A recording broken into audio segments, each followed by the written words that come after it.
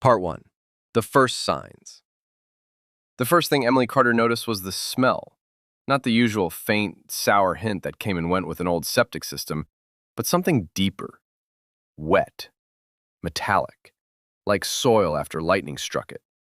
She stood in the kitchen, dish towel in hand, staring at the sink. "Do you smell that?" she called. From the living room, her husband Mark didn't look up from his laptop. "Smell what?" "That," she said, walking over and turning on the faucet. The water ran clear, but the scent intensified, thick, invasive. Mark sighed and joined her. He leaned in, sniffed. "Probably the tank needs pumping," he said casually. "We've been here, 6 years?" Emily frowned. "It's not just bad. It's wrong." From upstairs, their teenage daughter Lily shouted, "Mom, the shower's making noises again!" And then, a low, hollow gurgle echoed through the pipes. Not loud, not violent, just alive. The next morning, the smell was gone. Emily almost convinced herself she imagined it, until she noticed the drain. A thin, black residue ringed the edges of the kitchen sink. Not grime, not mold. It had a sheen to it, like oil, but thicker. She reached for a sponge. The moment she touched it, the residue shifted. Emily froze. It wasn't dramatic, no sudden movement, just a subtle contraction, like something reacting to her presence. She jerked her hand back. "Mark?" she called, voice tight. He came in, half-dressed for work.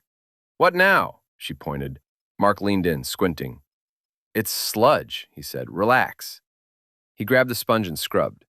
The black residue resisted for a moment, then smeared. As it spread, it seemed to thin unnaturally, almost like it was trying to avoid pressure. Mark paused. "Okay, that's weird." They didn't notice the faint line of it slipping quietly down the drain. That night, their dog Rusty refused to come inside. He stood at the threshold, hackles raised, staring toward the bathroom. "Rusty, come on," Lily coaxed.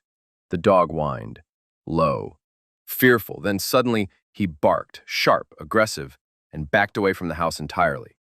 Emily felt a chill crawl up her spine. Inside, the bathroom light flickered.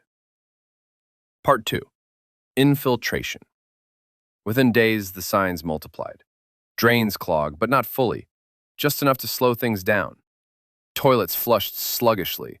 The smell returned, stronger. And then came the sounds. Not just gurgling now, movement. Late at night, Emily lay awake listening. Soft, wet shifting within the walls. A faint dragging beneath the floors. Mark dismissed it. "Pipes expand," he said. "You're hearing things." But he started sleeping with the bathroom door closed. Lily was brushing her teeth when she saw it. Something moved in the mirror. She turned. The sink, the drain. A thin black tendril slowly rising from the darkness. She screamed. By the time Mark burst in, it was gone. "Nothing's there," he said. Lily pointed, shaking. It came out. It looked at me." Mark checked the pipes, the trap, everything. Nothing. But later, when he reached under the sink, he felt something brush against his hand.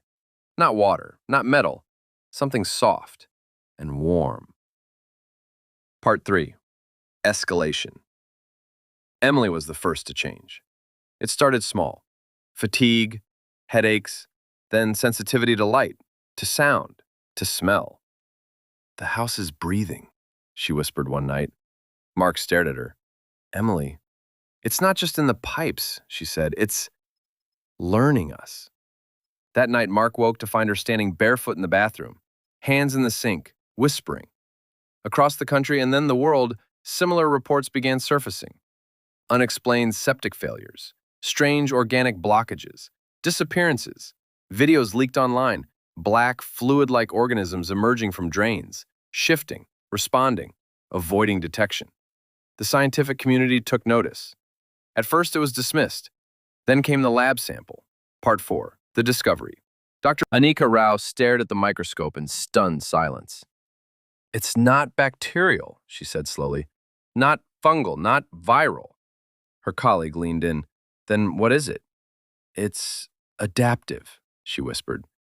The organism didn't behave like anything known. It restructured itself in real time, responded to stimuli, mimicked biological processes.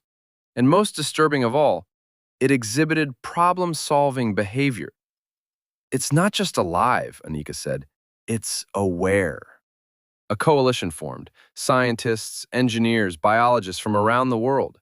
Their conclusion was terrifying. The organism traveled through wastewater systems, invisible, undetected. And once inside a structure, it didn't just inhabit, it studied. It learned routines, behaviors, weaknesses, and then it acted. Part 5. Takeover. Back in the Carter home, things had progressed beyond control. Walls bulged subtly. Floors felt soft in places. Rusty had vanished. Emily barely spoke anymore. Lily refused to sleep. Mark, exhausted, terrified, finally called for help. But it was too late. That night, the house went silent. No pipes, no movement, nothing. Then, everything moved at once. Black tendrils erupted from every drain, sinks, showers, toilets. The organism surged outward, not chaotic, but coordinated. Mark grabbed Lily, pulling her toward the door. Emily stood still, watching, smiling. "Don't fight it," she whispered. The floor shifted beneath them. The walls pulsed. The house wasn't a structure anymore. It was a host. Part 6. The War. Dr. Rao and her team made a breakthrough. The organism responded to frequency. Specific vibrational patterns disrupted its structure, forced it into instability. "It's communicating through resonance," she said. "We can interrupt it." But deploying it globally? That was another problem. The network was already too vast. Entire regions were quarantined. Water systems shut down, cities abandoned. The organism spread silently beneath everything, always below, always waiting. Part 7. The Last Stand. A strike team arrived at the Carter home, now ground zero for a major outbreak cluster. Mark and Lily were still inside, alive, barely.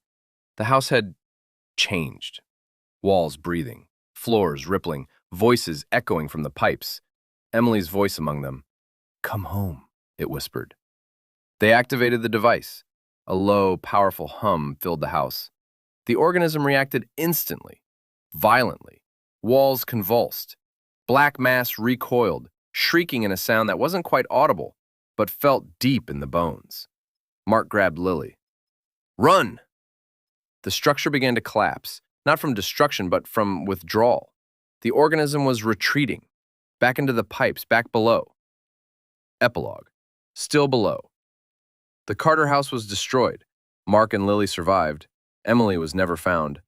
Official reports declare the organism contained. But containment wasn't eradication. Deep beneath cities, towns, homes, it remained, waiting, learning, adapting. And sometimes, late at night, if you listen closely, you can still hear it, moving, just below the line.